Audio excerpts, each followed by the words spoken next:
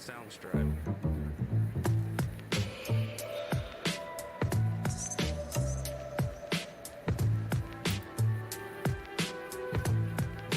Soundstripe.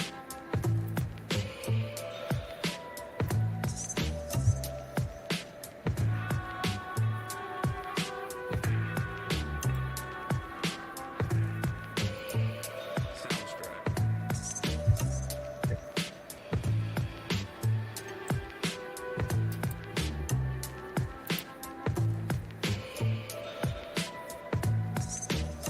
Soundstripe. Soundstripe.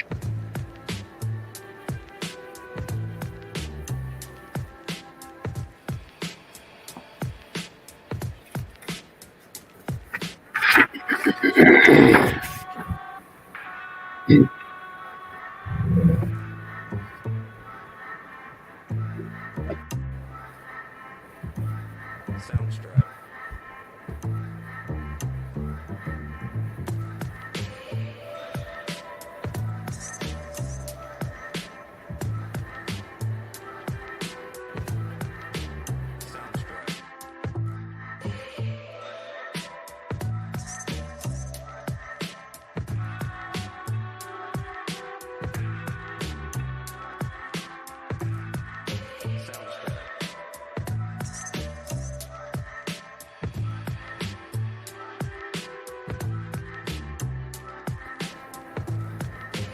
Salam Salega, my brothers and sisters. I wanted to bring something new to you today. That's the reason I'm coming on a little bit early. But this is the Black News Network, Soundstripe. and we're going to be talking about something a little bit different right before the show starts at 3:30. I hear a lot of talk about the Willie Lynch speech, so I wanted to give some background information to it, and as well as background information, give you the story, read the letter to you. So without further ado, I'm going to bring it up and just walk through it as we move forward with our presentation today.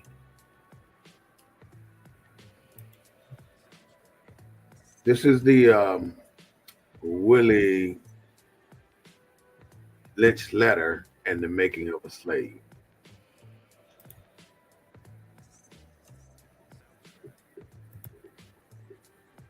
Introduction. The infamous Willie Lynch letter gives both African and Caucasian students and teachers some insight concerning the brutal and inhumane psychology behind the African slave trade. The materialistic viewpoint of Southern plantation owners that slavery was a business and the victims of chattel slavery were merely pawns in an economic game of debauchery, crossbreeding, interracial rape, and mental conditioning of a Negroid race they considered subhuman. Equally important in the international nature of the European economic, political, and cultural climate that influenced the slave trade. Within the time scales of African history, it was a relatively short period, a mere 1.5 centuries, from the most intensive phase of the Atlantic slave trade to the advert of European administration and dominance. Long before that, the slave coast had been chartered by the Portuguese and the people off the area west of Benin. Between the Volta River and Lagos, European traders traced a cultural history which linked them with the earliest Yoruba settlements to the north and eastern borders of Africa. They were considered debates. There were considerable debates during the colonial period in the United States. In the late 1700s, the attention of the national government was mainly directed to slavery and the rising numbers of slaves traded and imported in the South. The first debate was held in Congress in 1789 on the question of whether taxes should be paid on imported slaves. During the debate on the Slavery Duty Bill, which was introduced by Mr. Clymer's committee, Parker of Virginia moved that on May 13, 1789, a tax of $10 per capita be laid on slaves imported. He plainly stated that the tax was designed to check the trade and that he was sorry that the Constitution prevented Congress from prohibiting the importation altogether. The proposal was evidently unwelcome and caused extended debate. Smith of South Carolina wanted to postpone the matter, so big with the serious consequences to the state he represented. Roger Sherman of Connecticut could not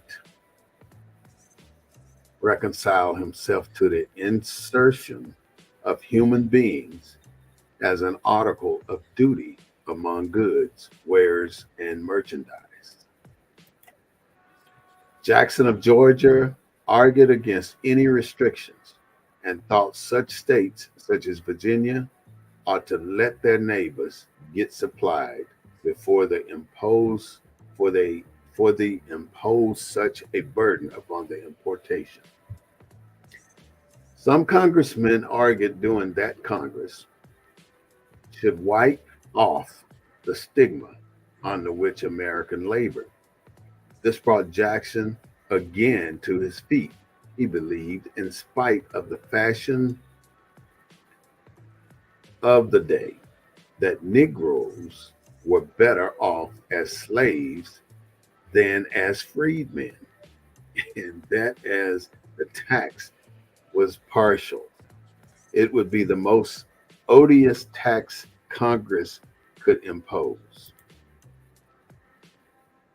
Such sentiments were a distinct advance in pro slavery doctrine and called for a protest from Congressman Madison of Virginia. They were both moral arguments and legal positions to the question of slavery in the South. On the one side, it began with the rights of man and descended to sticking for it to have a decent appearance on the statutes books. On the other side, it began with the uplifting of the heart and descended to a denial of the applicable of moral principles to the question, said Harlan of North Carolina. It is admitted that the condition of slavery in the southern states is much superior to that of those in Africa, Holland's opinion, who they will say that trade is immoral. But in fact, morality has nothing to do with this traffic. But Joseph Clay declared, it must appear to every man of common sense that the question could be considered in a commercial point of view only. The other side declared that by law of God and man, these captured Negroes are entitled to their freedom, and clearly and as absolute as we are. Nevertheless, some were willing to leave them to the tender mercies of the slave states, so long as the statute books was not disgraced by no explicit recognition of slavery. The moral questions were argued back and forth, but there were no questions of the tremendous profitability using slavery in exchange for molasses, sugar, textile, spices, and the massive free labor of the cotton production on the numerous plantations in the South. The system began with a conspiratorial battle of wits between the European traders and African chiefs. Slave traders were required to know not only the state of the trade if they were to see a profit, but also know the likely supply of slaves available on the hand and the likely supply of ships on the other. Also, the varying values of many different standards of payment. Coins was seldom or never used on the coast. Mostly the chiefs and slave traders dealt in rolls of tobacco, barrels of rum, and firearms, and generally in length of iron or copper, or in pots and basin or brass. The slaves' books are full of all of this.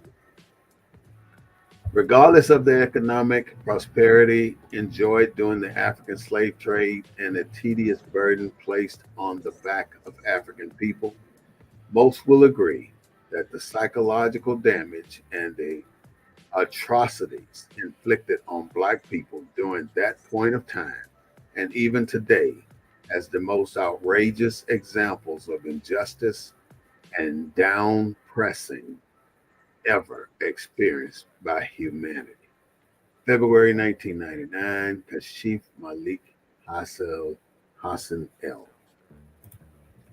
Now, the Willie Lynch, the Untold Story, 1712. This speech was delivered by a white slave owner, William Lynch, on the banks of the James River in 1712. And the message is still true today by Willie Lynch. Gentlemen, I greet you here on the banks of the James River in the year of our Lord 1712. First, I shall thank you, the gentlemen of the colony of Virginia, for bringing me here. I am here to help you solve some of your problems with slaves. Your invitation reached me on my modest plantation in the West Indies, where I have experimented with some of the newest and still the oldest methods for control of slaves. Ancient Rome would envy us, for my program is important. And as our boats sail south of the James River, named for our illustrious king, whose version of the Bible we cherish, I saw enough to know your problem is not unique. While Rome used cords of wood as crosses for standing human bodies along its old highways in great numbers, you are here using the tree and the rope on occasions. I caught the whiff of dead slaves hanging from a tree a couple of miles back. You are not only losing valuable stock by hanging, you are having unsurprising slave are running away. Your crops are sometimes left in the fields too long for maximum profit. You suffer occasional fires. Your animals are killed. Gentlemen, you know what problems are. I do not need to elaborate. I am not here to enumerate your problems.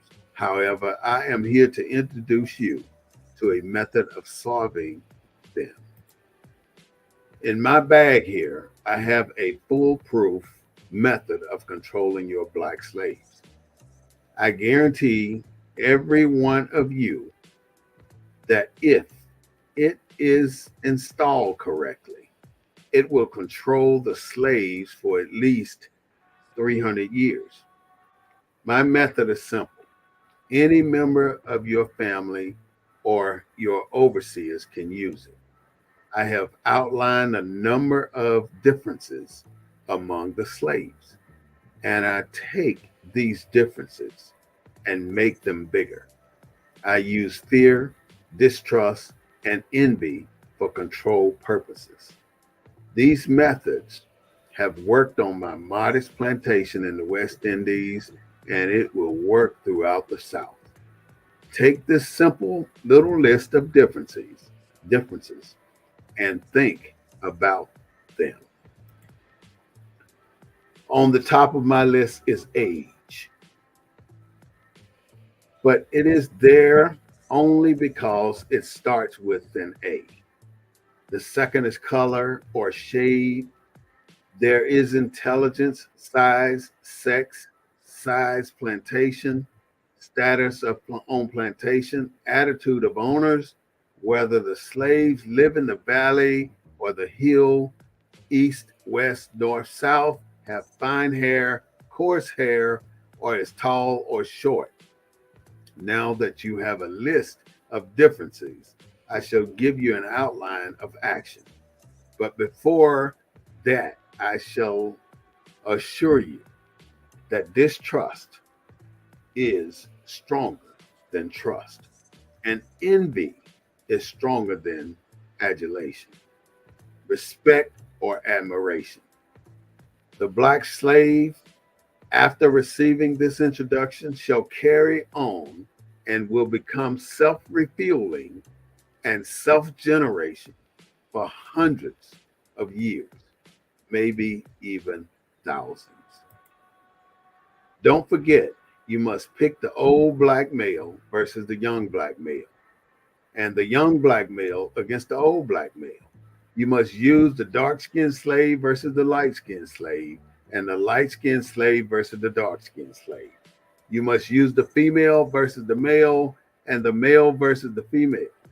You must also have your white servants and overseers distrust all blacks. But it is necessary. Your slaves trust and depend on us. They must love, respect, and trust us only.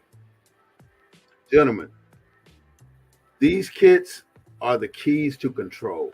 Use them. Have your wives and your children use them.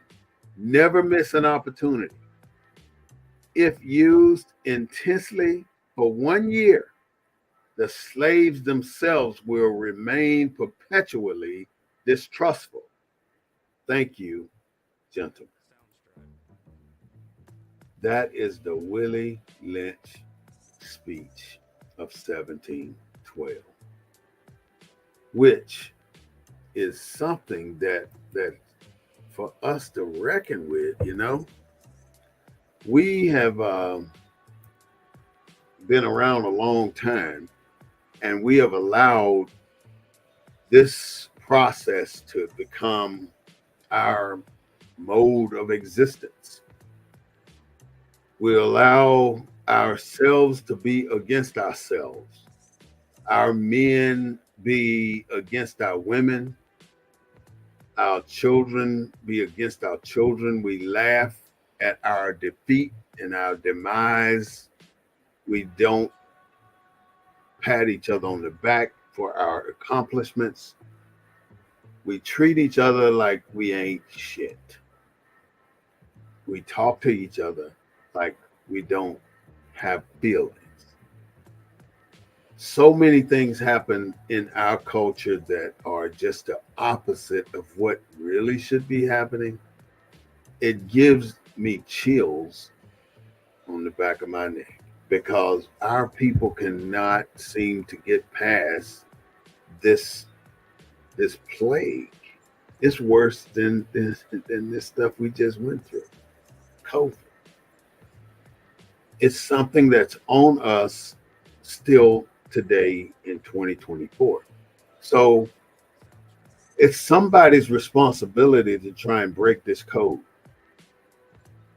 And one of the things in my bucket is to try and bring information to the Black community, giving the tools to break this code that Willie Lynch placed on our ancestors, and it's been perpetual since then. We should be able to do better because we know better. But so many people don't know better, they don't allow us to do better. And that is a very, very sad thing. So one day we will understand that this is what we will have to do to get ourselves on the right track to success and to a better life here in America.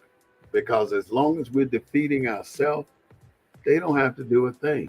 Just sit back and watch our self defeating attitudes take us down. And that is the problem with our culture. We have to fix this. Just yesterday, I was in HEB and I saw two black males, and I tried to speak to them and say hi, but these Negroes stuck their nose up in the air and walked right by like they don't like niggas. I ain't calling myself a nigger, but they don't like black people. The black people in my community don't like black people because they don't want to be seen associating with other black people. And some of us got to get past that. You know, your brother sitting on the corner that's homeless asking for a hamburger, you might want to give them some money to go get a hamburger, and don't give a damn whether they get a hamburger or not. Who cares?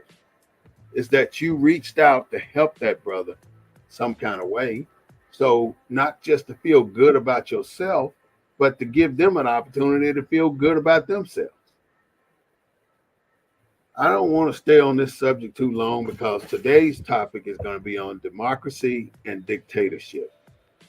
And we are about to get started. So I'm going to take a minute pause and then I'll be right back.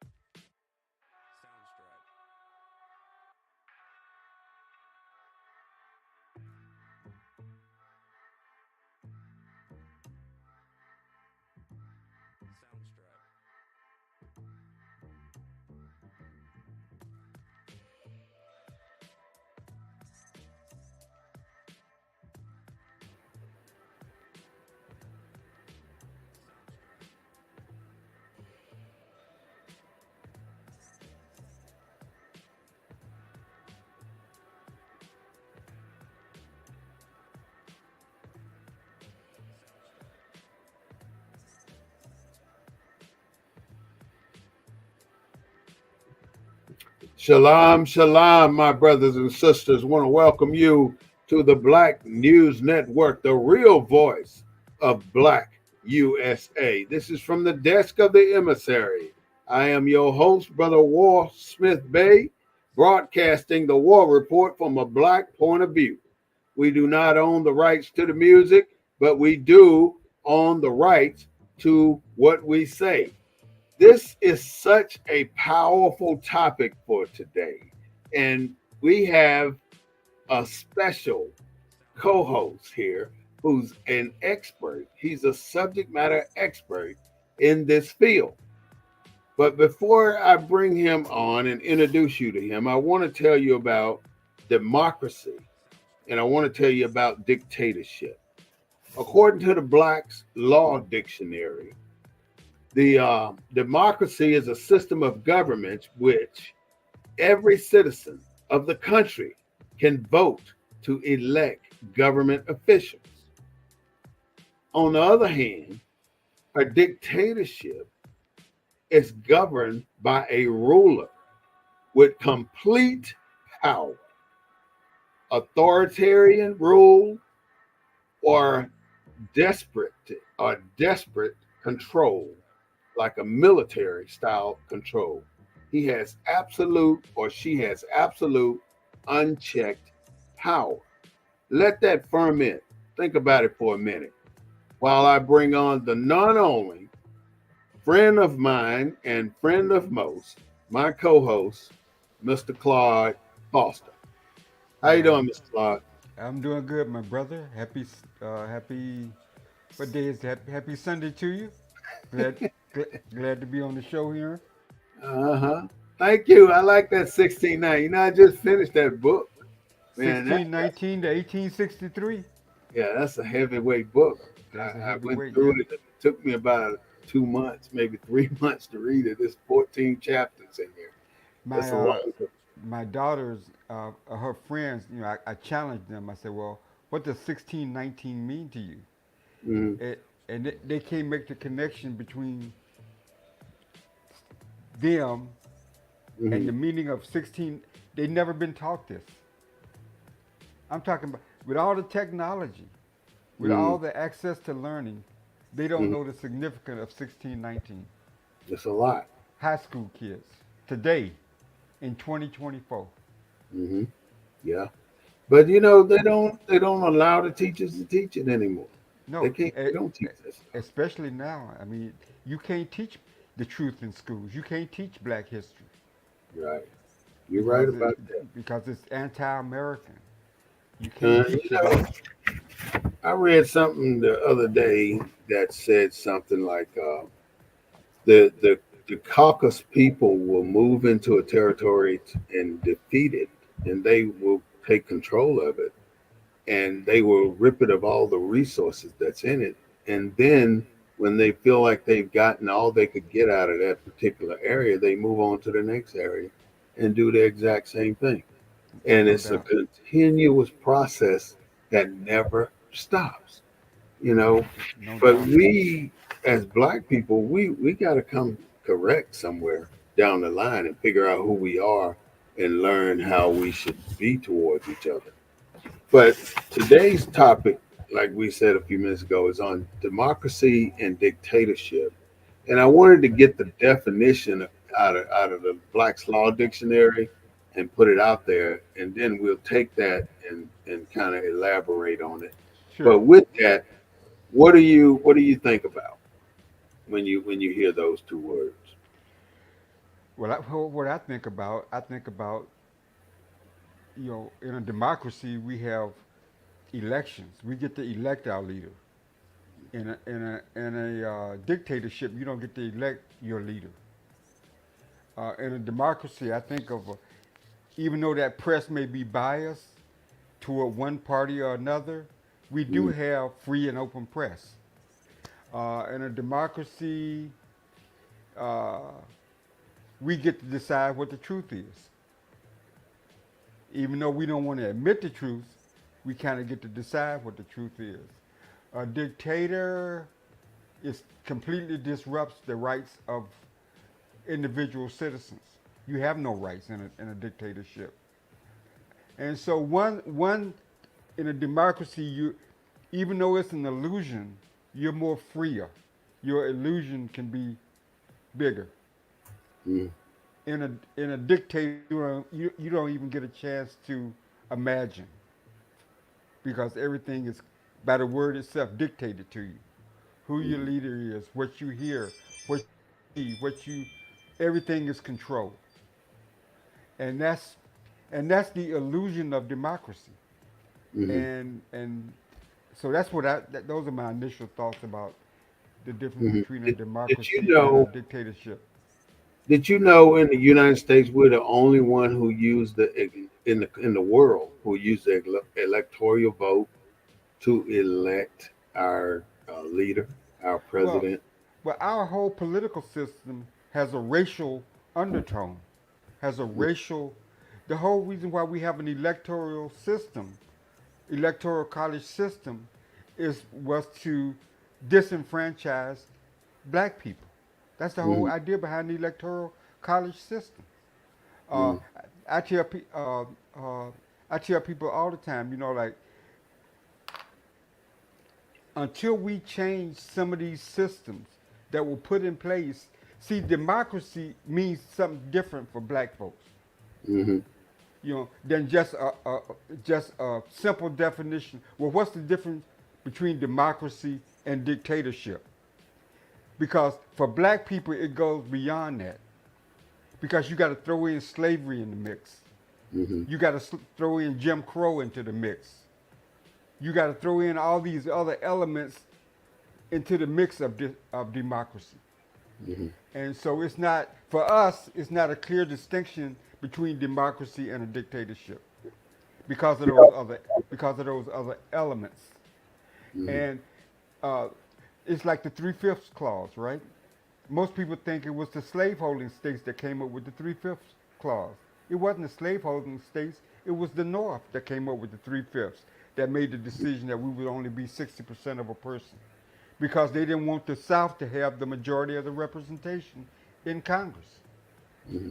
So if you look at that history in the beginning of the founding of this country, and in a political system that was set up starting with not even acknowledging, it had nothing to do with our humanity, it had to do with politics and who Mm-hmm. controls and what is the definition of democracy. And in the beginning, they made sure that the definition of democracy didn't then and never would apply to us. Mm-hmm. So right now, um, there's something that we have to do as black people in America in order to change the trajectory of this country. And in order for us to do that, we have to vote. But you've heard it, and I've heard it too. The one thing that our so-called Democratic leader nominee said that there's it's almost impossible. She said, I don't see doing anything for black people alone. She actually said that, and I heard her say it on national television. But then you turn around on the same token, you see the United States doing specifically passing laws for Asians, for LBGTQs, for for other races, but they won't do it for black people. And we've Well, been here the longest, longer than anybody. well, So, when I was on a thread the other day, a thread mhm, that you're familiar with, and somebody was saying that, like they was quoting the party that we are most associated with slogan, when we mhm. fight, we win. So my response was, win what? What do we win? You mean when black people fight, we win? Is No, that what you when you said? hear that slogan, When when when you the hear that Democrats slogan, fight, we win. well, the party that we're most associated with, when they say when we fight, we win, my Mhm. response was, win what? Don't win a damn thing, do And nothing followed. Nothing we? It followed. looks like we should win something. We might win an election, but the fight is not over after the election. Seem like when we get a Democrat elected into office, we go through the little happiness phase, and then we go back to our regular jobs during the day and forget about what we want from those people that were elected to those positions. When do you hear? That's where the buck stops right there.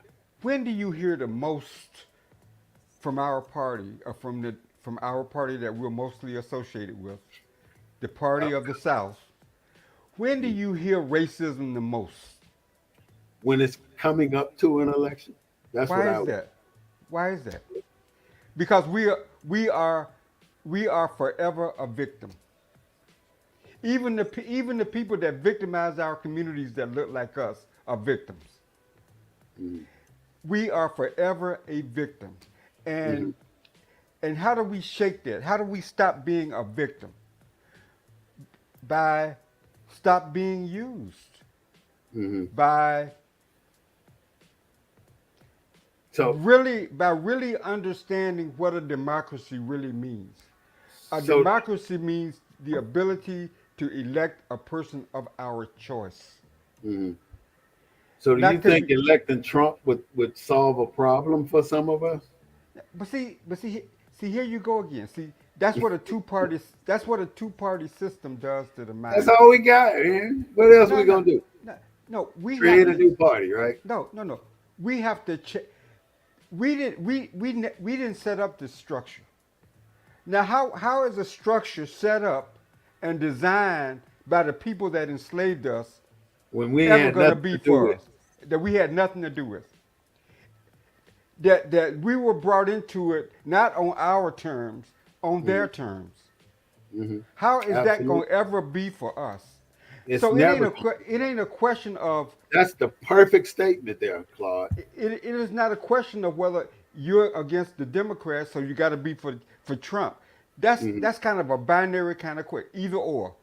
mhm. That You ain't the locked question. in. The question is 50 years from now we're gonna be talking about the same thing. Same old bullshit. Because I think it should be three parties, and if we don't start our own shit, and at one point in time, we had the momentum to start our own thing. I Well, mean, when Fannie Lou Haman was there, that was a start. I mean, we've had other opportunities to start our own party, but we never did it. Why is it was it so easy for them to form the Tea Party, and we can't even form another party for our culture? I don't get it. And do you see any avenue for us moving towards our own party?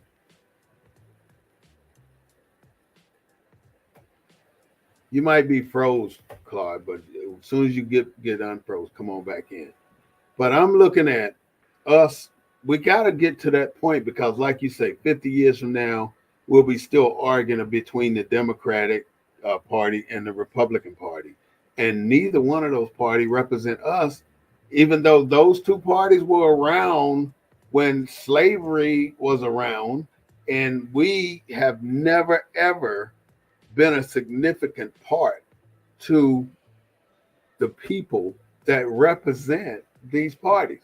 They don't give a damn about us other than when it counts for them. I mean, they need our vote. And, we've heard so many people talk about not voting during this election.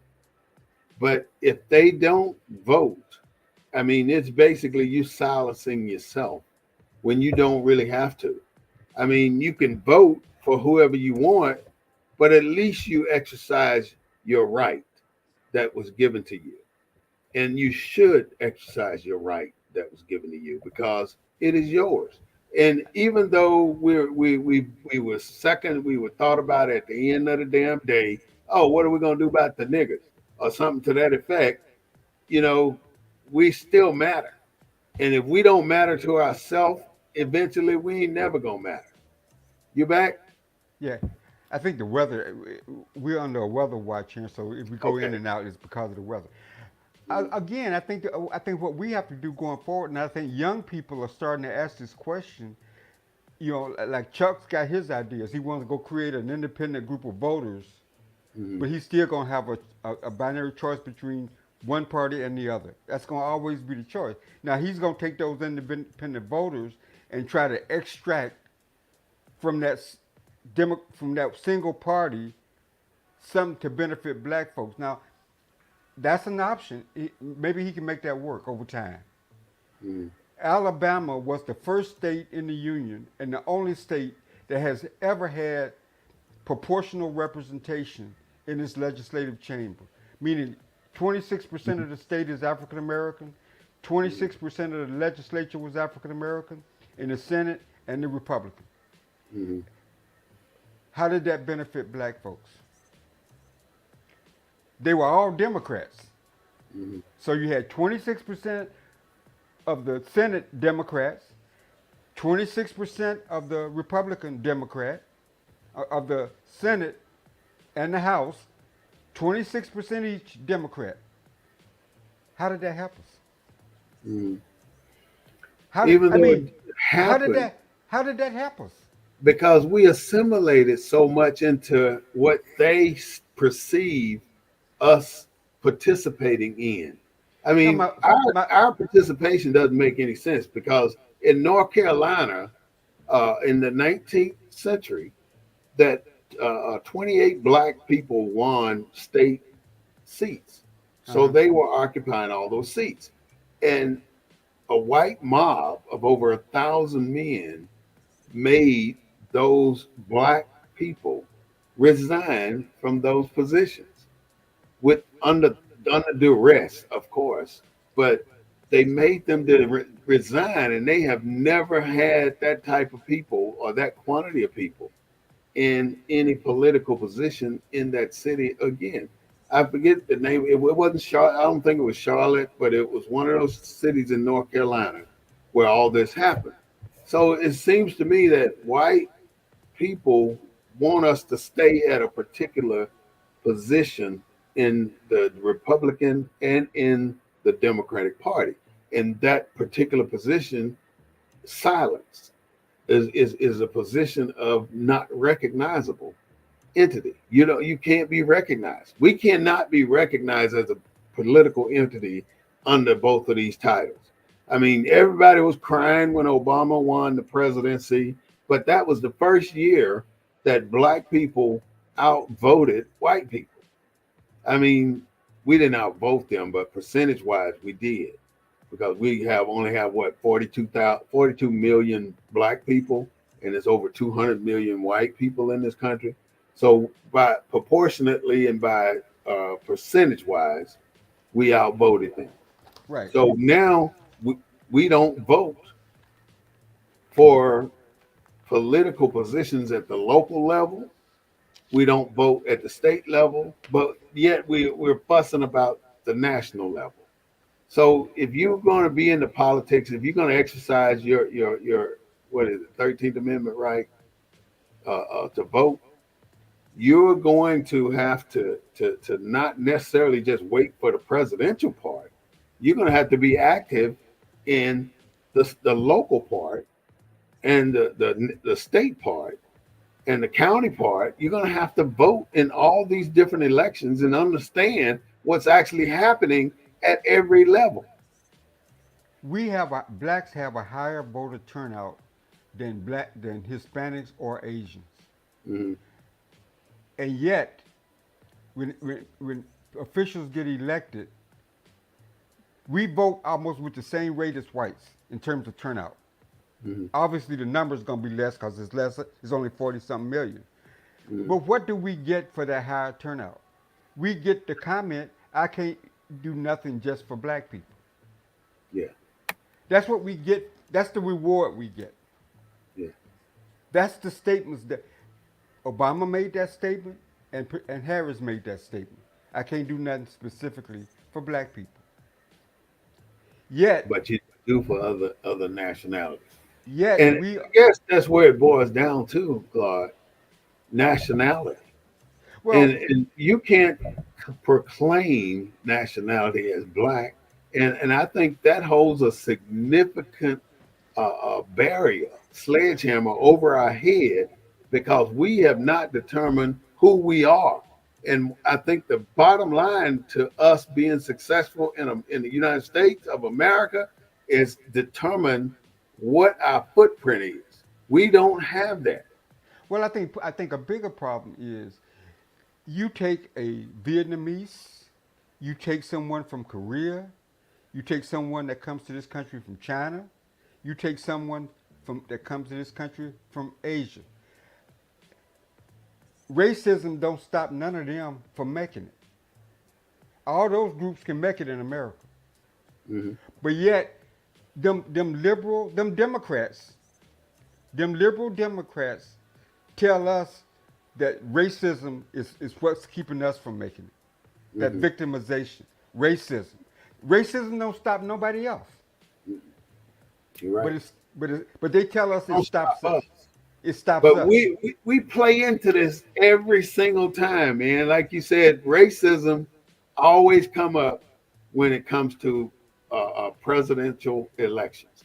So When do we you are hear we're not necessarily the victim. We're the pawns. look We're it being said used as pawns every single time. in a democracy, newspapers are free to print the truth and Hmm. can criticize the government when mistakes are made or if there's a disagreement. We don't have a democratic press. We got a biased press that supports one party or the other. or the other.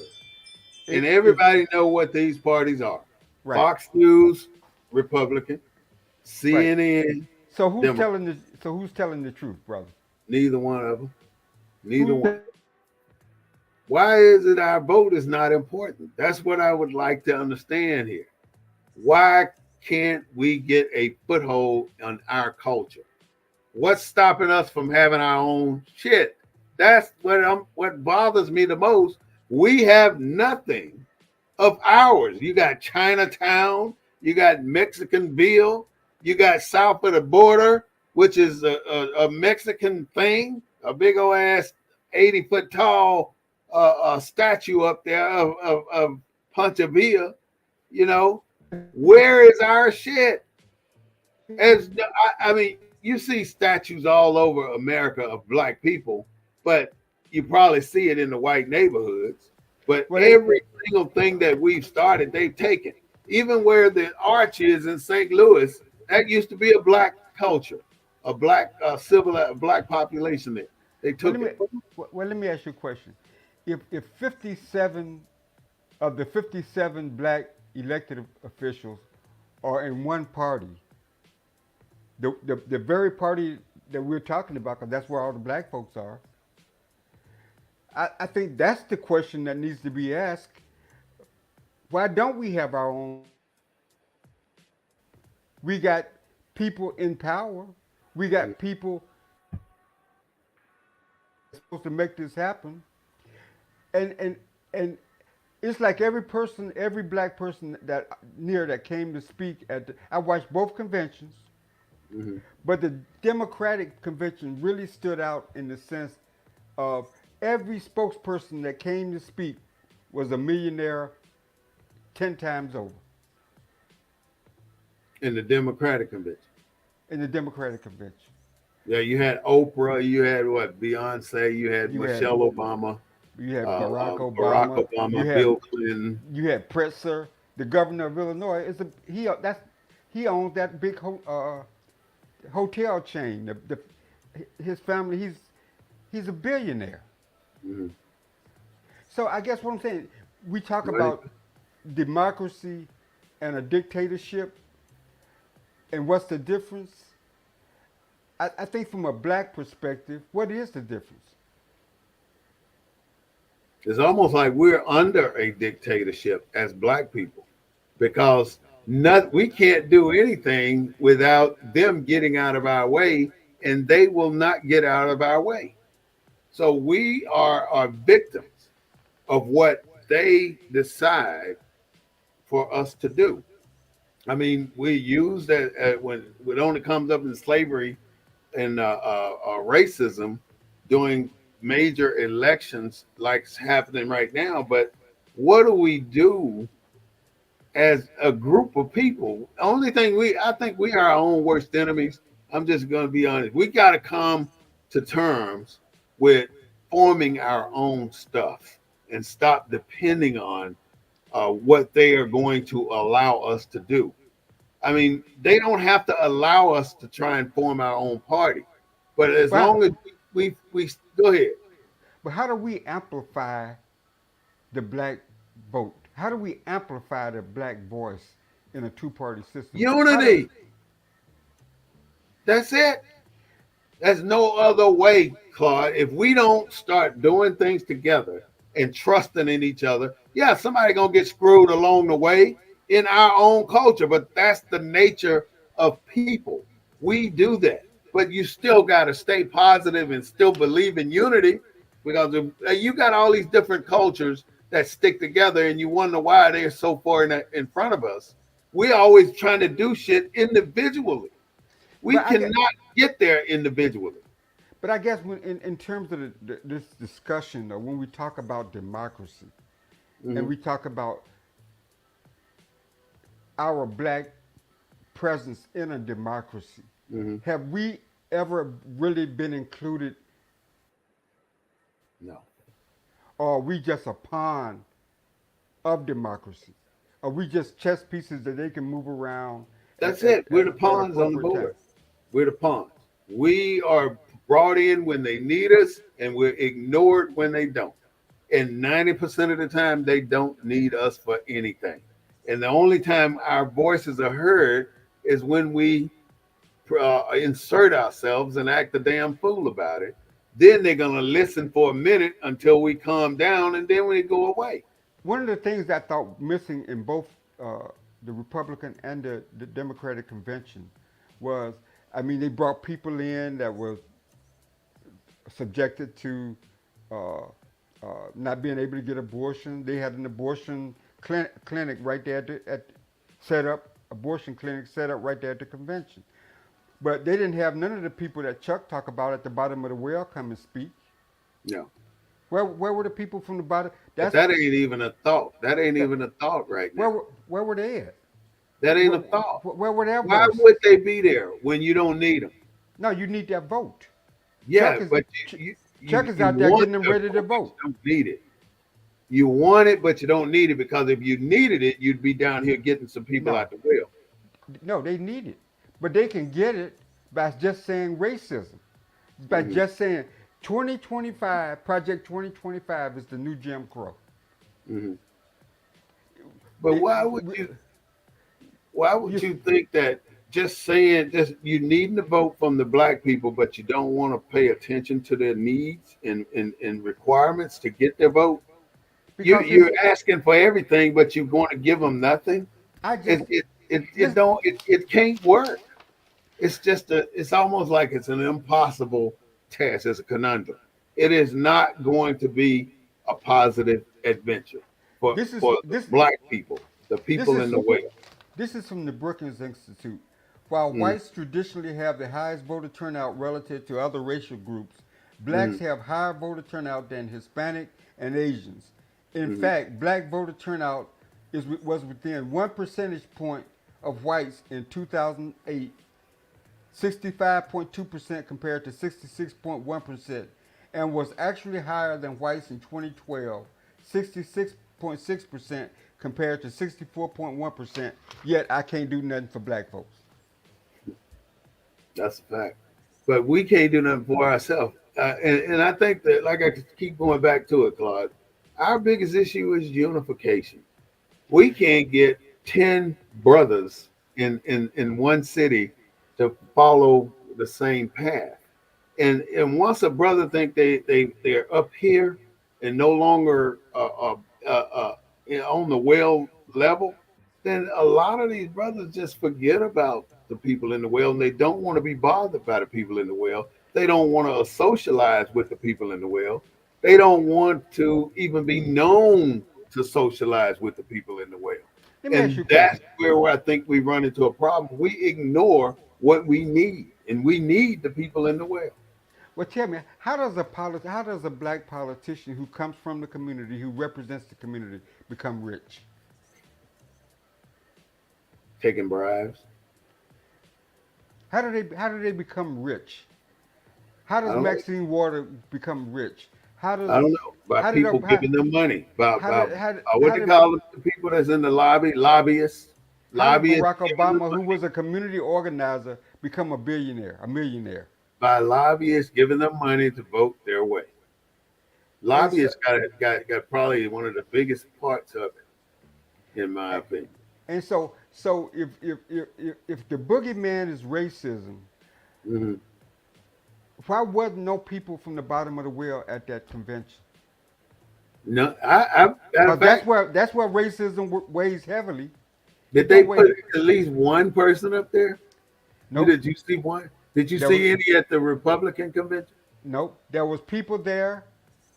So they ignored across the board. There were gun violence people that were subjected to gun violence. There were people that were denied uh, uh, IVF treatment. They had to go out of state to get it, because of abortion laws. There was LGBTQ community there. There were Mhm, no people from the bottom of the well that spoke. mhm. There were So some. There were union leaders that spoke. They had them all there together on the Democratic side. There were some you've asked union a leaders, couple of but questions there that were no people that represented Chuck's constituency. Mhm. Now, And you've Chuck, asked the question a few times. What do we do? What do we do? What do we do? well, How? What do you think we should do? well, How do first of we all, start? I think, I think, I think the question I ask myself: Can we make a system work? Can we make this political system in its current form work for us? I don't see how. No. And if we come to that conclusion as a group, what do we do to change it? We Lonnie have Gr- to unify. Lonnie Grenier, Lonnie Grenier, who was going to be Bill Clinton's uh, Justice Department person, Mm, got denied a seat, got denied that position because she came up with some alternative the change. systems. Right. And you saw what happened to her. They kind of banished her to Never Neverland. But I They would think don't that, want this system to change because it works for and certain so people. we got 57 black elected officials.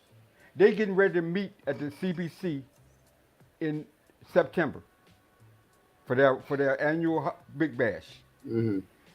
Can they It's make a difference though? What can they no, change?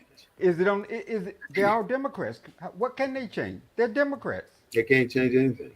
So they represent them people that didn't get their night of glory on the stage. They Hmm. could either one of them 57 could have brought some poor people from their district and said, "I want them on this stage.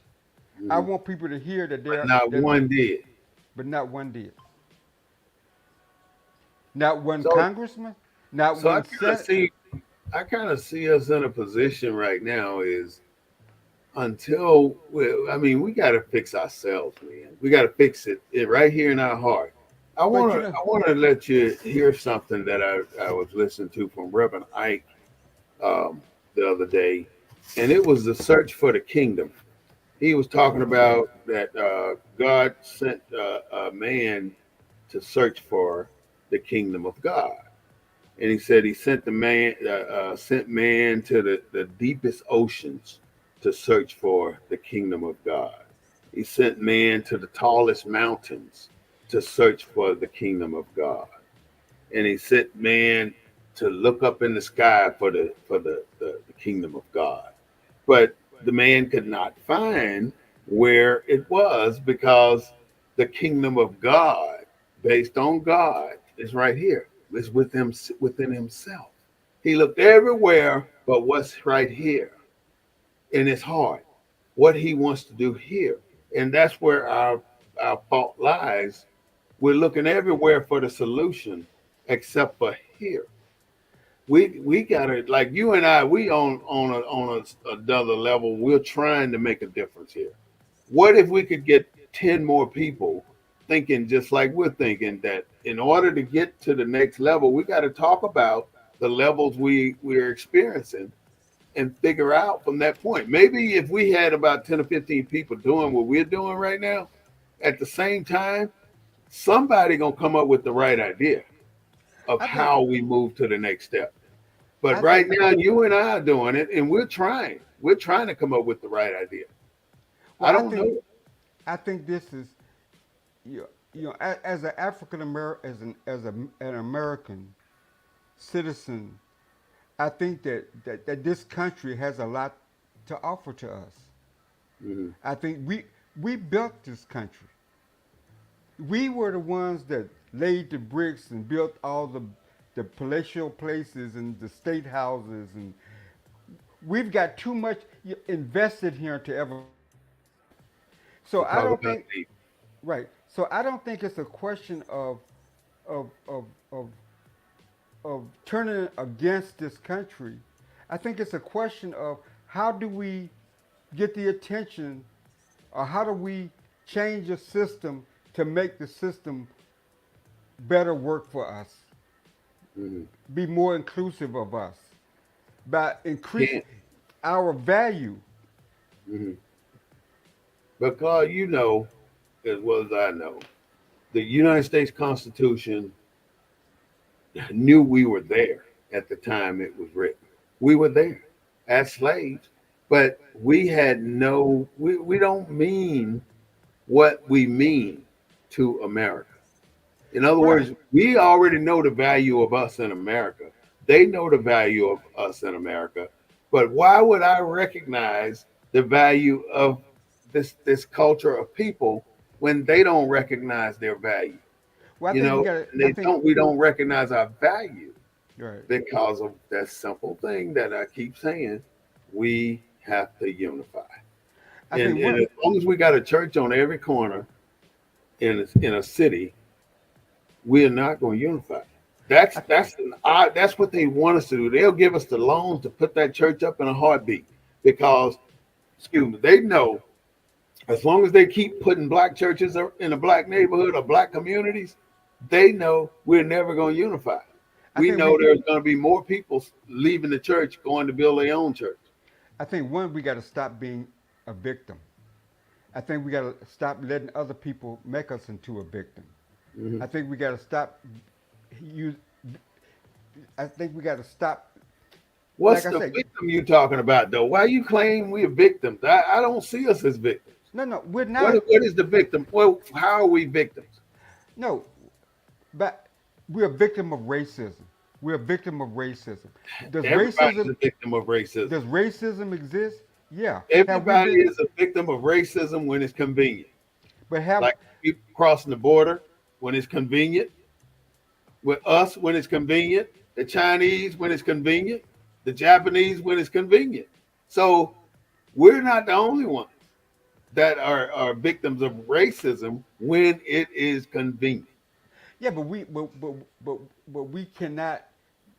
Racism cannot be the platform in What we build them. in which we launch ourselves for Mhm. for greater achievement. We can't say, well, I'm at the bottom of the well because of racism, so I'm gonna stay here. We can't say Right. I'm at the bottom of the well because I But didn't get. what is it that we expect from the people at the bottom of the well? I mean, you talking like they got the power to change America, and they're the ones with the least resources. So what do you expect from the people in the bottom of the well? They can't. They don't have it. I mean, I blame, if there's going to be a blame, people that have found their niche in the US of A and are able to sustain a household, sustain a regular job, sustain an automobile, sustain insurance. All these little factors is what's important. But the people in the well cannot do that kind of stuff. So Well, why is it that all these people, our people, that have all these benefits that we've accomplished, can't unify until there's a party going on? yeah, but if you have a system, if you have a political system that basically only recognizes your humanity when they need your vote, but doesn't recognize your humanity at any other and tells you when it's time to vote, I'm not gonna get you this job. I'm not gonna help lift you out of this. But But it's but the, but the but norm. but uses racism as the only reason you should lift yourself up out of that well and go and vote. I don't hear from you until it's democracy time, so to speak. I don't hear from you until it's election time. Mm-hmm. Because why do you only say uh, racism matters when it's political season, and racism doesn't matter when it's not political season? When this person needs help, It doesn't matter to the politician. right? It doesn't matter to the politician except during political season. I Mm-hmm. mean, why isn't that? Why don't you hear that outside of the political season where that person is valued not because of their humanity but because of their vote in a political process to where Mm-hmm. you need it to win, but that person also needed to live. That person needs politics year round, not just every 4 years or every 2 years or every whatever the election cycle. You And know, so how does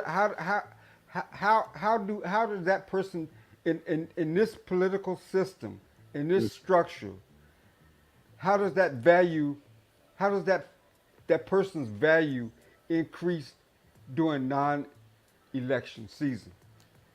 It doesn't. I mean, until like I mean, I just want to give you this case. This is what bothers me. Once a year, the NAACP holds this gigantic dinner, luncheon. I don't know what they call it, Freedom freedom Fund dinner dinner. or something. Uh-huh. They hold this once a year, and at that dinner, there's at least 1,000 people there in San Antonio, Yeah, I've been. and those 1,000 people are I'd say 85% affluent people from the city of San Antonio, black people. Hmm. But when it comes to unification outside of a party or a banquet, then where is it that we do these things? Even at the wreath laying ceremony for Martin Luther King, right before the march, they're right there at the statue on Houston and New Braunfels Street. You have 150, 200 affluent people right there. But after that, they disappear and you do not see those people again. Well, a couple of things. One, the NAACP, most the NAACP branches in the cities outside of the headquarters in Baltimore are 501c3 501c3s, right? I think that's what they are. But it seemed like we got the only civil rights entity that survived is the NAACP. Why why don't they do more for civil rights than for banquets or something like that? I think they got all these committees and all these committees working, but I don't think they let people know that their value of the NAACP, because I really don't know the value of the NAACP, and I don't even think that they would have survived if they were a threat. Well, let me say this: the those the branches of 501c4s, meaning they have to go out, except for memberships that they sell. Not a Uh, three, they're a four. they get to collect a certain percentage of the membership, but their fundraising comes from local events, and the Freedom Fund event is that biggest event that they have all year, and that typically raises the funds that they need to operate on for that full year. And the NAACP To operate doing what? history that we've had that That's the have fought problem. for political rights. I mean, it's a political. The NAACP has been at the forefront of political rights throughout the history of this country, All right. So and let's do so the math, Claude. All right, let's say you got 1,000 people at that dinner. okay. Each plate costing you $80 plus. So when they walk away from that dinner, the one branch right here in the city, they collect at least 400,000. Yeah, So and you then you telling me it takes that much to operate during the year, doing no not no doing anything that the people know? no, a certain amount has to go back to national, and most of the rest of it is used for programmatic activities. The NAACP, they have all different committees. I mean, you could serve. I mean, they have Yeah. What do every they spend the money on? well, I mean, every branch has their focus. I'm sure San Antonio does a lot when it comes to voting, registration, getting people to the polls, those kind of Oh, they activities. do? Well, Why I'm just nobody know saying, about it? well, it's a I'm a membership. member and I don't know about it.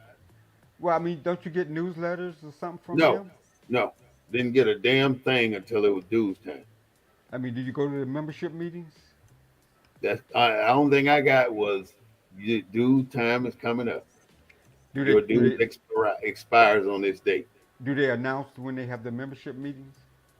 If they do, I don't know because I only got that email from national. I didn't get Okay, anything from local. okay. I didn't get a single thing from local And NAACP. and you being from Mississippi, you know how political, how political the NAACP was involved with voting rights Oh, in it that it state. meant a lot back Right, then, right.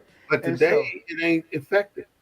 well, and maybe what we're talking about, maybe this subject about democracy and what democracy Democracy today, and dictatorship. yeah, today, what does Hmm. what does democracy back? We're a one party people basically. We're one party people. Does that work for us?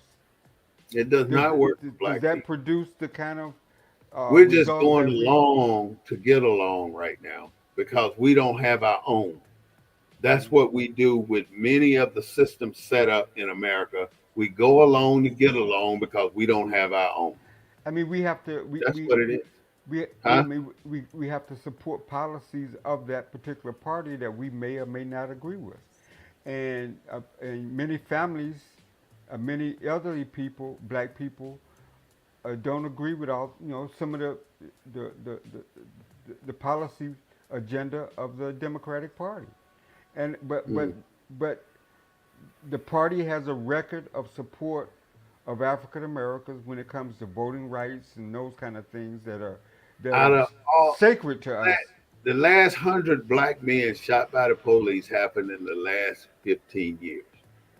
Right, In 15 years, over 100 black people been shot by the police. Black men, women, and children. right. I'm just That's a saying. lot of folks. Why I'm just. haven't you heard more? I'm just saying that going forward, I think these discussions that you hear black people having about party politics, I think it's good because Hmm. I think the reaction to this two-party system is being more broadly discussed. Hmm. And even though you got black people going to the Republican agenda, Hmm. they, they a lot of it's based on uh, black males and how they see a strong man kind of how they see it's a personality party. It's not really the Republican Party. It's a personality party. A lot of black men are attractive to Trump because he's a man's man kind of thing. So you got a lot of young black folks attracted to that. Not so much the policies, because the Republicans don't really talk about race like the Democrats talk about race. You don't hear them talk. You don't hear them group people based on classification, and that appeals to some people, Hmm. and so this discussion of the fact that people are talking about it more on Facebook posts and on threads and on shows like this, I think back to the title of this, I think it's a good thing. That's the difference between democracy and a dictator. In Hmm. a dictator, we couldn't be having these kind of discussions. Right. We couldn't be having these kind of debates. Right. We'd be locked away in jail somewhere and they'd be They throwing be away the knocking on keys. the door. Right. Yeah. So all this is good. It's good that we're having these public debates And because you, under because democracy, we can do this. right under democracy. If we was in China or Korea, they'd be the Under shut. dictatorship, no. They'd Not be under the North Korea, not in China. This right. cannot be They'd happening. be the shut down the social media, and if you spoke out against the government, because you only got one party, so You're you'd going be to jail. talking, you'd be in jail or dead, like in Russia. Hmm. So in the world construct, America's democracy is better than anywhere else in the In any world. other country. Now, Hmm. is it biased? Do we have news channels that support one party over us and give us the information based on their political orientation? Yeah, that's for us to sort out. Is that working for us? We need to have these discussions because within that construct, that's what we're talking about. We're not saying that democracy is bad and we like a dictator. We're saying within that democracy, we need to make it work better for us. Hmm. The thing that's great about a democracy is you got many voices. How do we elevate ours? How do Hmm. we make ours more important? How do we get our issues addressed? How do we make sure that there are fewer people at the bottom of the well? How do we make sure that more kids are learning in school and are not falling by the wayside within that great I got an democracy? answer for you. And It's similar to a football team. You can have the best quarterback in the NFL league, but if you don't have a team, then you're not effective. right, You can't do anything. But I just want to say that. Then I want to ask you one question. What do you think a child would say if you ask a child what do they dislike the most about anything. You don't give them a space. Give them broad perspective. What do they dislike the most? Ask your children what do they dislike the most. Not telling them in school or at the house or on the bus ride, but what do you dislike the most in life? What do you think a black child gonna say? I think they would say, if you ask them what do they like most in life, What do they dislike the most? they dislike the most. Hmm. Uh, You know what they're gonna say. have not having to get up, not having to make their bed up in the morning, not having to get up, not having to do what they're told. I'm gonna tell you what they're gonna say. What's that? That black child's gonna say, "I don't like being black." That's what that child's gonna say, and that child's gonna say that because they already know their. I don't want to say their place, but they already know how America will see them and what are the parameters around who they are. They know how to operate in this society. If we didn't know how to operate in this society, we'd be dead by now. Because at one point, Claude, you and I both know, if you look the white woman in the eye, you can hang it up. You're gonna get hung up. If you didn't get off the sidewalk, you're gonna get knocked off the sidewalk. And nobody's gonna say a damn thing about that assault. At one time it was like that, and it's still like that in some places in this country. So being a Democrat as a black person, technically you're under a dictatorship as a black person because there's nothing here for us other than the perception of it being here. Because at any moment they can take it away. They can snatch it away. If they say we're going to do a war on drugs, what do you think they're going to do?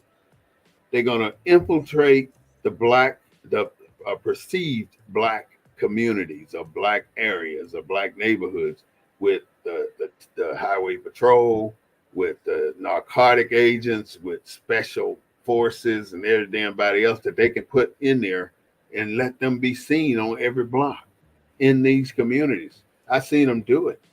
And they do this to intimidate, to make you understand that you're not leaving the culture we want you to stay in. These are your parameters. And if you want to operate outside of these parameters, you're going to suffer from the entities we have to keep you inside these parameters. And that's what they do. And I've experienced it myself, and I know exactly how they operate. So some of us think that we can use their systems against them by learning their laws and then teaching them that the laws apply to you too. So, but they don't get the same duty as we would get if it was applied to us. We are going to get the damn heavy part, and they're going to get the light part. It's like being a drug addict or having a mental issue with drugs. You know what I mean? It's a whole different thing. I wanted to talk about democracy and dictatorship because we can walk around and say we're democratic all we want to, but in reality, we know we as black people we're under a dictatorship. I don't care. I mean, any way you look at it, you can narrow it down to the bottleneck, and then the bottleneck, you're going to know that you're in a dictatorship because the rules for America are different when it comes to black. Very different. That's where our problem lies. And the only way we can change that to where we need it to be, Claude, is to start to unify one person at a time. Like we got two people right here, right now. I hope next week we'll have three, and the week after that we'll have four. And we'll just keep building on a unification where we can start to say we understand what's happening here, And now it's time for us to formulate a plan to start to change it. But we're not going to change it for our generation. By the time we change it, we're gonna be dead and gone. We can initiate it, and then it'll have to be changed by more than likely not our children, but our grandchildren. But if we don't put something on the ground for them to use, then they fucked as we are too. I mean, only thing we got is the NAACP to boast about, we fucked. I'm just sorry to say it because the NAACP is a safe civil rights organization for the people that run this country. And until we're able to change that, until we can get our foot on the ground, we're not even on the ground. We can't get a foot in the door. I mean, we got some little positions here, some executive there, but it ain't nothing compared to what they got. And we ain't trying to be like them. We just trying to get out. Well, I don't think that we can underestimate the importance of our legacy institutions and the fact that they brought us to this point. I mean, I wouldn't, whether or not they're still relevant, whether or not they're meeting That's everything changes. I mean, nothing's constant. well, the church I'm ain't just talking changed. about within the democracy dictatorship kind of argument. We know individual Church changed. responsibility as citizens, and Mhm. even more so as black citizens, to make sure that democracy works for us. And I But don't why think you that, think you're a citizen all of a sudden? well, in the context of, okay, notwithstanding the more discussion, in the context of, I got a voter registration card that says you got to be a citizen to vote. So I'll, Mhm. I'll use that document as an example. I got a passport, a U.S. passport, so you got to be a U.S. citizen to have it. I'm just saying that within the construct of democracy versus dictatorship, Mhm. democracy is better than a dictatorship because Absolutely. we couldn't even be having this discussion in a dictatorship. But I'm just saying that within that democracy, we can't get lazy. Hmm. We can't let the people that represent us get lazy. Hmm. So, to the degree that the people at the bottom of the well, the people that are not at the bottom of the well, to the degree that we don't hold the people within that make that democracy work accountable, that's on us. I mean, the Palestinians, they're knocking on the mayor's door over that issue in Israel. As African Americans, why we ain't knocking on that black representative's door at 3 o'clock in the morning, or marching in front of his house, making life uncomfortable? We have to come together.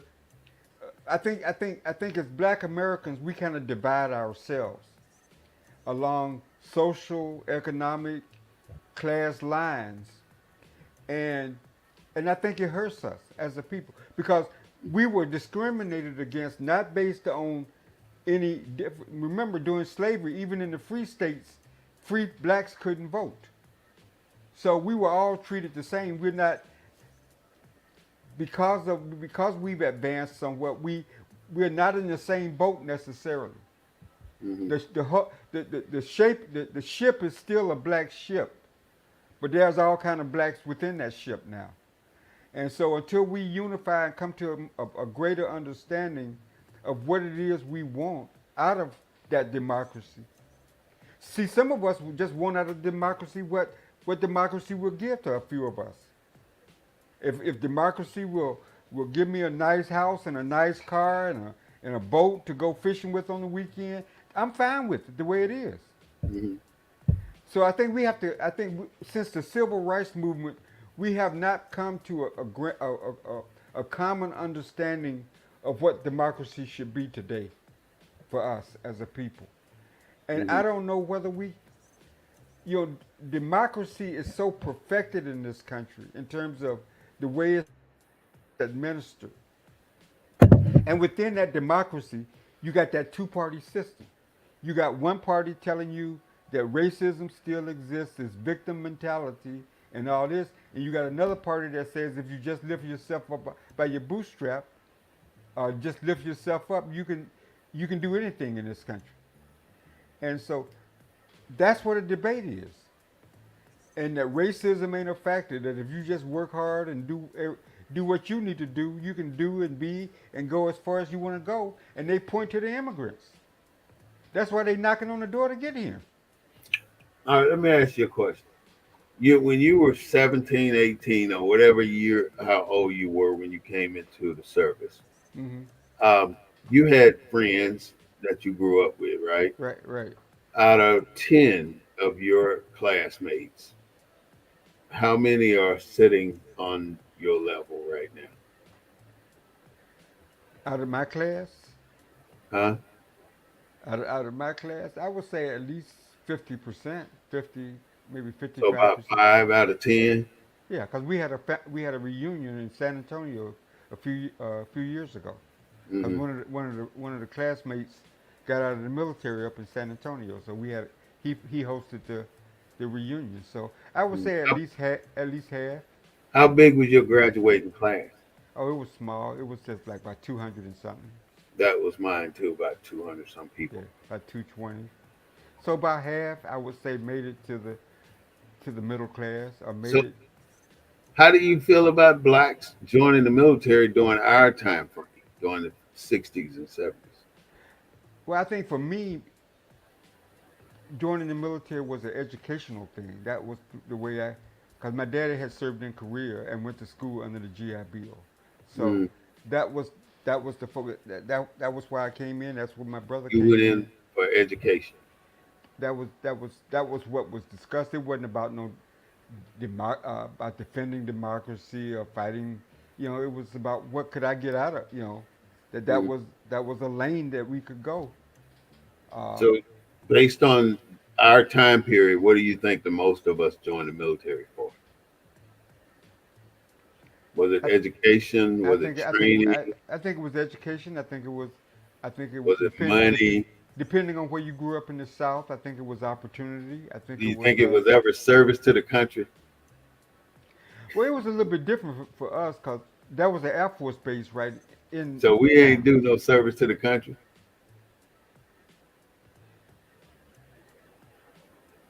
Not in the context of the way we see country today. I don't think at that age I don't think my vision was that broad in Hmm. terms of this kind of discussion.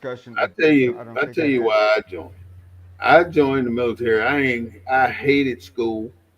I really hated school. It's just something you had to go I through. You was tell you forced to what, go through. yeah, I didn't want to do anything with education. Well, I wanted to get the hell out of that little town. I love my hometown, but I wanted to get out of there so I can try and set myself on a trajectory to a better situation because I already know where I would be staying in my hometown. I And mean, see, I felt like I would be doing what everybody else doing, just working for the white folks, doing this for them, washing their cars, fixing their flats, Selma was a little bit different cleaning their because house, cutting their grass, huh? Selma was a little bit different because of the civil rights movement and the world attention when I was growing up on Selma. And then we had an Air Force base there. And Close. so even though the schools were segregated when I was going to school, at least part of it, because we went to a Lutheran school. I mean, All black. no, it was a Mothers of Saint Edmund parish school. And but when we transferred to high school, the black kids at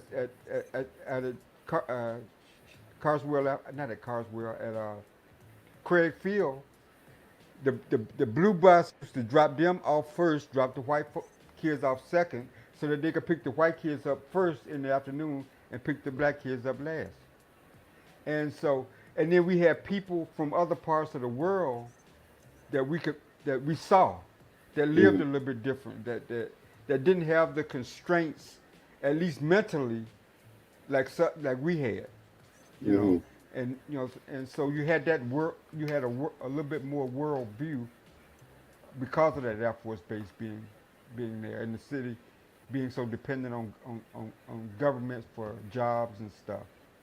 But that didn't stop the bigotry and that didn't stop the racism and that didn't stop denying the right to vote. Mm-hmm. Uh, but that's why, check this out. I met Dick Gregory then, and that's why Dick Gregory, when I was regional It's a director for the powerful man. NWCP, I invited him to speak at my regional conference. I still had that number. He still had that number he gave me. Just like when you was The growing up, phone I number. was growing up. The same phone number I had, and Hmm. I'm way in age. My parents had that same phone number until they died. Never Hmm. changed. So And we don't. You don't have that kind of. You don't have that kind of. Maybe people do, but I don't think we have continuity. that kind of consistency anymore. Because people don't have landlines anymore. They got cell phones and numbers changes, and so the world is a little bit different. But when it comes to racism and when it comes to how this democracy uses race for a purpose, for its purpose, for Hmm. in a two-party system, I think that's what needs to change. I think we Hmm. need to unbridle ourselves from that constraint The because two parties. it ain't about the party for us. It's about opportunity. It's about all the different components. It ain't about a win or lose within a party. It's what can we get out of it. We give so much to this country. Do you think we've gotten back in proportion to what we've given Hell to the no. from slavery to now? Mm. Do you think that we've gotten Nowhere. back as a You haven't people even gotten half. in proportion to what we've given and I how think we've we've got less sacrificed? than a quarter of return on our Yeah. investment. So I'm beginning to get a negative. I'm beginning to feel I object to the fact that racism is used to get our vote. Hmm. I, I I'm reject with you. that. I'm I, with I, I think that strategy. I think we need to lose that strategy. We need to not allow that strategy to continue. you. Right. And I so, agree with you. because I think we need to make the democracy better. Mhm. And We since we we since we have democracy, but we cannot we gotta accept the fact of where we actually are. I mean, And how is that we're strategy not unlike slavery? you can't How that's exactly what I'm saying, Claude. We can't move because I really do think our entire culture is under a dictatorship, which we don't even see because within it's an within invincible dictatorship. there are elements of We're dictatorship trained by. within within Yeah, under the under that democratic democracy, right? because Eh, if there's so many things today that we know we can't do and we know we're not supposed to do because of our race. with That, democracy, does a true you think you can do democracy? anything you want to do because of your race? You can live anywhere you want to live. You can do anything you want to do. Can I you think think I think it has limits. I you think that think you there are can limits. say anything you I want to say? I think it has limits. I mean, I think there are limits to where we can live today. I think there are limits on things that we can do today. I think why do you think whites are when, when, when we can when we talk about affirmative action, we talk about all the different kinds of, of advantages that black people can have. When we talk about those kind of issues, white people see that totally different. They see that as an attack on them. Mhm. Any As, strength we have is a weakness for them, and they look right. at it as an attack. And I think within the political democratic system, I think that we're used for party advantage, not so much for democracy advantage, but to the degree that the party system is part of the democracy. I think we're used within that constraint, within that construct, Mm. as to give one view uh, uh, power, to give one view uh, uh, victory over another view, Mm. if you will, Mm. and to use racism to do that, I think within that democracy framework, I to, think is to, to get us excited about being involved. right. Use it back because it's a racial thing. If you I don't mean, vote, you're going to become back to slavery. Because I they mean, use that against Donald Trump. They always saying, "Oh, they're trying to put us back in slavery." okay, I'm from Selma. You from Mississippi. We've had campaigns in Houston, and they black politicians put out billboards, and they got a picture of the Edmund Pettus Bridge, and they said they're coming to take your vote away in 2024. Hmm. That's how. That's how. That's the part of democracy that stinks because there are people that died and bled and suffered on that bridge, not for the political part of it, not to advantage one party over another, Hmm. but for democracy, for inclusion, not to be used as political pawns. And I think that's what we, I think as a people within this two party system, that's how since we're in one party based on our majority, since we're predominantly in one party, I think we're used that way. Hmm. So we got 72 days before early voting. So we want to ask black people to try and early vote if you can. That way you don't get caught up in the bureaucracy of what's going to happen when it gets closer to the actual final days of the Yeah, election. So yeah. if you can vote early, that would be a benefit for you. It'll keep you out of the turmoil that's about to erupt during this election period. Right now, we got Kamala Harris and Tim Walz running for the Democratic Party, and we got Donald Trump and J.D. Vance running for the Republican Party. With those two people, now we got under that Hezbollah attacking Israel, shooting over 300 drones to them. And according to Israel, they shot down the 300 drones with American technology, of course. Israel fired before they did, trying to be preemptive onto Lebanon. So in the Middle East, it's just so much bullshit going on. And then you got Russia still trying to say they're attacking Ukraine, but Ukraine is is taking over some land in Russia. So, and then you got Harris, who raised $540 million since she's been announced as the candidate. So, all these little bitty nuances are going to make a significant effect on how America moves forward. But I always said, and I say it again, until America do right by our people, then America gonna have a severe challenge in front of America. Well, That's I would. where I stand. That's what I believe. So, with that, I want to ask Claude to give us his closing statements on democracy and or dictatorship, and let us know what your final thoughts are, sir. Yeah, he's having some technical difficulties because of the weather in Houston right now. He was telling me that he had a lot of overcast and it was Yeah. about to rain. All right, go ahead, Claude. Okay. Can you hear me now? Yeah. Okay.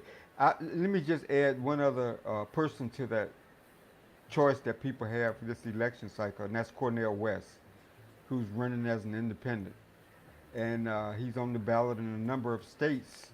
So if you're fed up with the way the two party system operates, I mean, you got other options. Uh, is democracy better than dictatorship? Yes, it is. But it's our job to continue to make that democracy work for all of its citizens.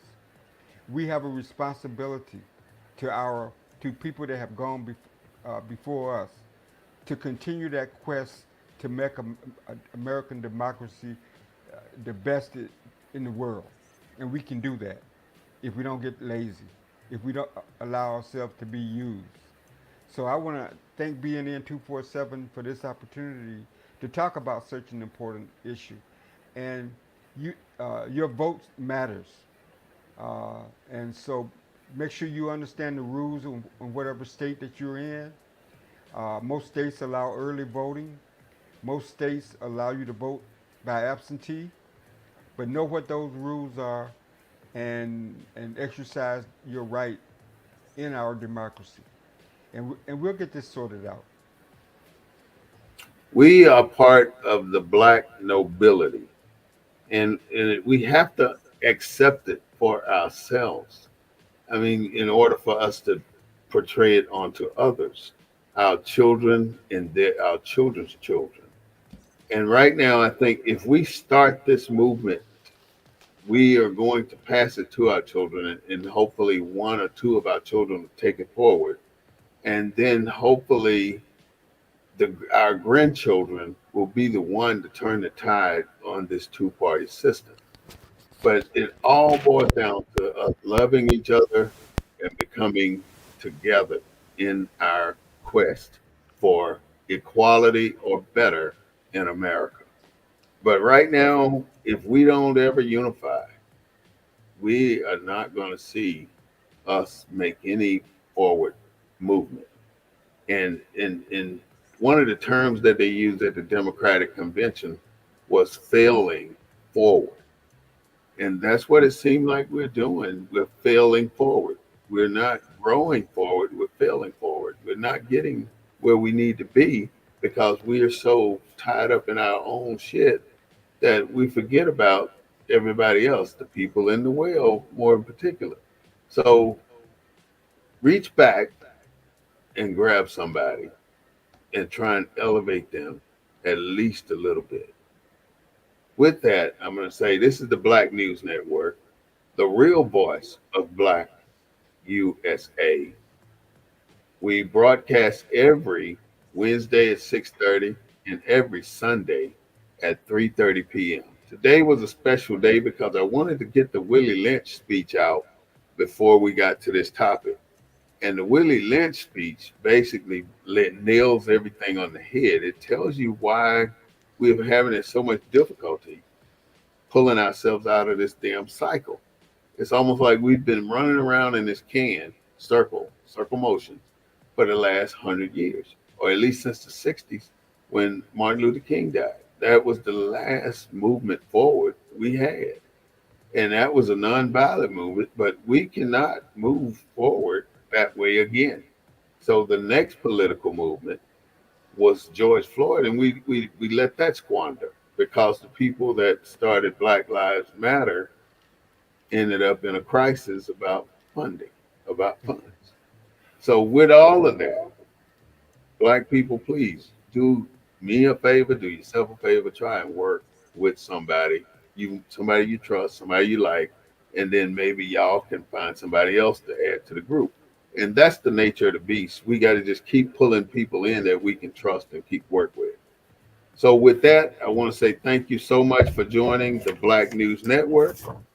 If you like us on Facebook, I really would appreciate it. If you subscribe to us on YouTube, I would even be elated for that one too. But we are about the Black power. We are going to put it back where it's supposed to be. And in order for us to get there, I'm going to need your support of the Black News Network. So without further ado, thank you so much for joining us today. And we hope to see you again. Welcome to the Black News Network, your source for news from a Black perspective. We're here to cut through the noise and bring you the unfiltered truth. No sugarcoating, no spin, just raw, honest reporting.